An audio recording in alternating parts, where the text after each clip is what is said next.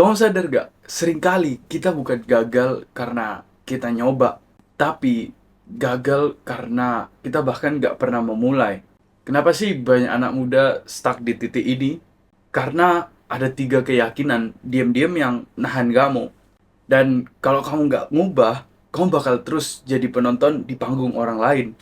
Masalahnya, kita tumbuh di lingkungan yang ngajarin tunggu siap dulu baru mulai. Gagal itu aib. Orang lain lebih dulu, ya jadi percuma aja nyoba. Padahal pola pikir kayak gini cuman bikin kita stuck, nggak maju-maju. Selalu bandingin sama diri orang lain, dan akhirnya kita nggak pernah ngerasa bener-bener berjuang. Dulu aku juga gitu, aku udah coba bisnis 6-9 kali dan kebanyakan gagal. Kadang aku mikir, aduh kayaknya aku nggak cocok deh di dunia bisnis. Apalagi dengan keterbatasan yang aku punya, aku makin jadi insecure. Tapi satu saat aku sadar, semua kegagalan itu bukan karena aku nggak mampu, tapi karena aku pegang belief yang salah. Aku terlalu nunggu sempurna, takut dinilai orang lain, dan kebanyakan bandingin sama yang udah sukses duluan. Begitu aku mulai ubah beliefku, cara pandangku ke bisnis, hidup, bahkan ke diriku sendiri, itu berubah total. Dan itu titik balik kenapa sekarang aku bisa berdiri sendiri, jalanin agency, bangun personal branding, bahkan berbagi sama kamu lewat video ini. Belief yang pertama, aku harus siap dulu. Banyak yang mikir, aduh harus punya banyak modal, skill sempurna, atau rencana matang dulu baru mulai. Padahal, kesiapan itu datang setelah kamu jalan. Analoginya ya, belajar naik sepeda. Kamu nggak bisa nunggu teori sempurna dulu. Kamu harus jatuh dulu, baru seimbang. Nah, action step-nya apa? Mulai dengan versi 1.0. Ya, cukup layak, nggak usah sempurna. Belief yang kedua, gagal itu aib. Di budaya kita, gagal itu dianggap malu. Padahal gagal itu sama dengan data. Setiap kamu gagal, kamu feedbacknya itu apa sih yang nggak jalan? Nah, cerita singkatnya nih salah satu kegagalanmu yang justru kasih insight penting.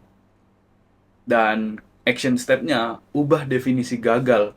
Jadi, gagal itu kesempatan untuk belajar. Belief yang ketiga, orang lain udah lebih dulu, ya aku kalah start. Banyak anak muda minder karena ngerasa telat. Padahal pasar itu nggak pernah penuh untuk orang yang otentik. Contohnya gini analoginya. Toko kopi. Walau udah banyak, selalu ada ruang untuk kedai yang punya rasa dan vibe-nya yang beda. Nah, action step-nya apa? Fokus sama unique value yang kamu bisa bawa, bukan kompetisi. Oke, terus gimana cara ubah belief itu? Nah, aku kasih 3 langkah praktis yang bisa kamu praktekkan. Yang pertama, tulis belief lamamu, sadari apa yang sering kamu katakan ke diri sendiri. Yang kedua, ganti belief dengan yang baru. Misalnya, aku nggak harus siap, yang penting aku bisa belajar sambil jalan. Lalu yang ketiga, uji lewat tindakan kecil. Mulai dari project mini, upload satu video, jual satu produk, coba satu ide. Kuncinya, jangan nunggu sempurna. Lakukan sesuatu dulu, biar ada bukti, biar otakmu itu tahu gitu loh, kalau kamu bisa. Sekarang, pilihannya ada di kamu.